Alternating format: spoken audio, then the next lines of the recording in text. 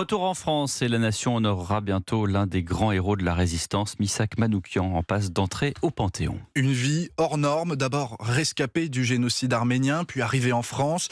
Il devient l'une des figures de la résistance, chef des résistants de l'Affiche Rouge avant d'être fusillé au Mont-Valérien en février 1944, comme l'explique Jean-Pierre Sakoun. Il est le président du comité de soutien Manouchian au Panthéon.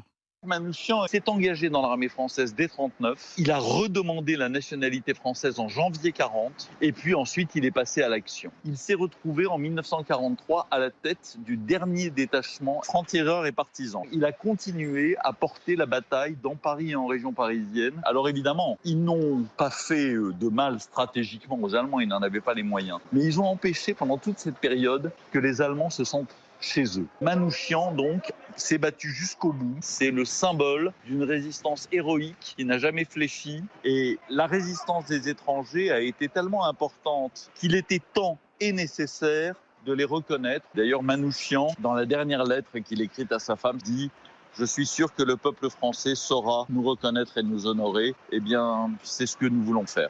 Jean-Pierre Sakoun, président du comité de soutien Manouchian au Panthéon, et l'annonce officielle de cette panthéonisation devrait être faite demain par le chef de l'État au cours d'une cérémonie de commémoration de l'appel du 18 juin.